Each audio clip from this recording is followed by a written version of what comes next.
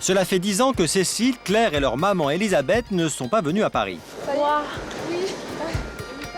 Originaires de Marseille, elles ont décidé de se faire un week-end entre filles à la capitale. On peut dire qu'on a des a priori sur les supporters de foot, mais c'est tout. Après, il y a toujours la guerre OM-PSG, hein, mais nous, Voilà. ça ne nous concerne pas trop. Voilà. Moi, je trouve que l'accueil, il est pourri partout. Il n'est pas qu'à Paris. Hein. Comme pour beaucoup de provinciaux, la première difficulté commence au métro et ses ramifications. Pour aller à Saint-Georges. En haut, là, en vert. On est bientôt arrivé. Plus de 300 stations de métro à Paris contre seulement 24 à Marseille. C'est interminable. Un labyrinthe proche du parcours du combattant. Ah, ça sent le... Tu sens? Ça sent l'œuf pourri. Tiens, tu sais quoi? On va jouer à un jeu. Vas-y, Cécile, dis-nous où on va. Après un peu de tâtonnement, les jeunes femmes finissent par trouver leur chemin, sans l'aide de personne.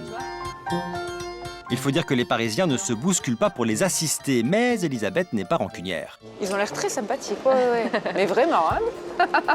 Et puis la ville où tout le monde sourit, ça n'existe pas non plus. Hein. Si, merci. Au revoir. À l'inverse d'Elisabeth et de Claire, les Français ont pourtant la dent dure contre la capitale et ses habitants. Ville romantique, ville lumière, Paris fait souvent rêver. Mais derrière la carte postale se cache un tableau moins glamour. Surpopulation, stress et des Parisiens jugés souvent maussades, voire imbuvables. Cliché ou réalité? Entre Parisiens et provinciaux, forcément, on n'est pas d'accord. Bonjour. Enfin, tous les deux on est de province, ouais, c'est plus froid, plus austère. Ça trace dans le métro, il n'y a pas de pardon, il n'y a rien. Non. Ils disent pas bonjour, donc enfin voilà, ça fait mal quoi. On dit bonjour, excusez-moi, non, pas de réponse, tant pis. Au revoir. Quoi. Je vois pas pourquoi on serait pas sympa. Mais sur quels critères ils se basent pour nous dire qu'on n'est pas sympa?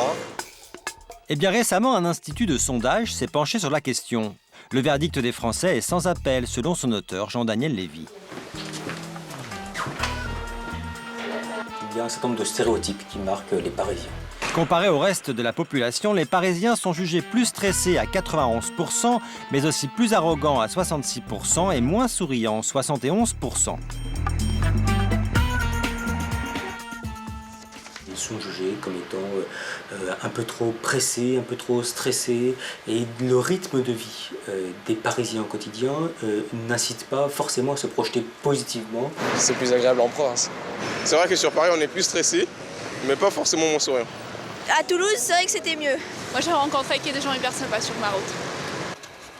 Dans une période où les Français aspirent à une certaine forme de sérénité, parfois à un retour à la nature, ils estiment que Paris ne constitue pas forcément le lieu idéal dans lequel on peut soit vivre, soit travailler.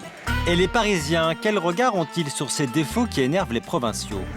Oh, je crois que ça, ce sont que des dires un peu des provinciaux. Même en province, les gens aussi, on retrouve aussi des gens pas trop souriants et aussi stressés que nous. Normaux, les Parisiens? Ted Stenger en doute. Ce journaliste américain installé à la capitale les côtoie depuis 17 ans. Pour lui, c'est au volant qu'on les découvre le mieux. Le Parisien, il faut qu'il soit le premier arrivé. Et s'il peut écourter son trajet habituel 2 minutes et 10 secondes, il est content, il est heureux. Parce qu'il arrive chez lui pour l'apéro avec d'autant plus, c'est 70 secondes de plus. Donc, c'est sa journée, elle est gagnée. Là, il y a quelqu'un qui klaxonne derrière, énervé parce qu'il a perdu 2 secondes. Voilà, c'est bordélique à Paris. Le Parisien est individualiste, c'est-à-dire il obéit aux lois quand ça lui plaît. Le Parisien n'en ferait donc qu'à sa tête. Et pour un étranger ne connaissant pas la langue de Molière, le Parisien s'avère peu conciliant. Dans son patelin, dans son jardin, il ne voit pas pourquoi il devrait parler une langue étrangère, et notamment l'anglais. C'est peut-être la mésaventure que vont connaître Chris et Rosemary. Ce couple d'Australiens a fait plus de 16 000 km pour venir à Paris. C'est leur première visite et ils sont pleins d'espoir. C'est une ville romantique. Cela fait longtemps que l'on parlait de visiter Paris.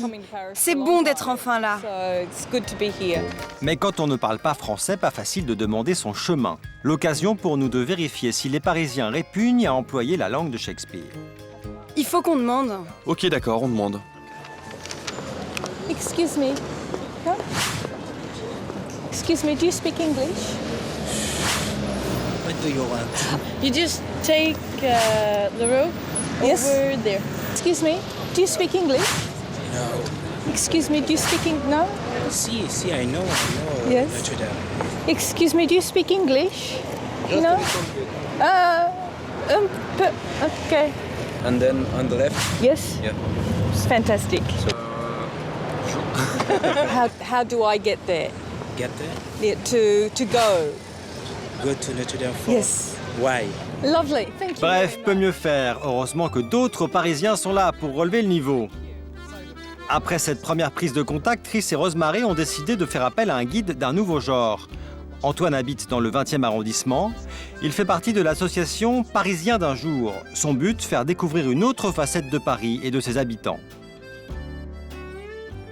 C'est de faire visiter mon quartier, de montrer un petit peu les adresses que j'aime bien, de montrer un pays que les touristes ne voient pas obligatoirement et d'apprécier une balade de quelques heures dans un Paris qui est peu partagé alors que c'est un Paris qui est vivant. C'est là où je vis, où je travaille et où j'ai mes habitudes.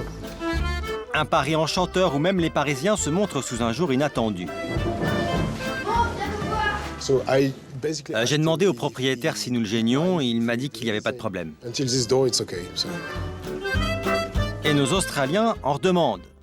C'est génial de voir la Tour Eiffel et l'Arc de Triomphe. Mais ce qu'on voit là, c'est la vie de tous les jours et c'est magnifique. Nous n'avons rencontré personne de malpoli ou d'arrogant, contrairement à ce qu'on peut lire chez nous. Un concert de compliments partagé par nos Marseillaises, malgré leurs efforts pour titiller les parigots tout au long de la journée. Sauce poivre, oui, mais est-ce que c'est possible de l'avoir que sur la viande et pas sur les frites?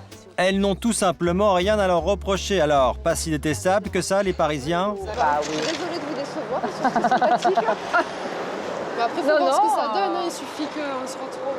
Voilà, si jamais pendant le séjour ça va pas, on vous rappelle. Pour l'instant, on attend toujours.